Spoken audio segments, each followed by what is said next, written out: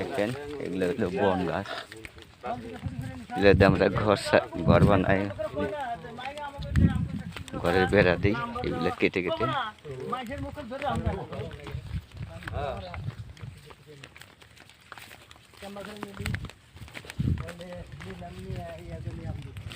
অনেক রোদ হচ্ছে কিন্তু আজ।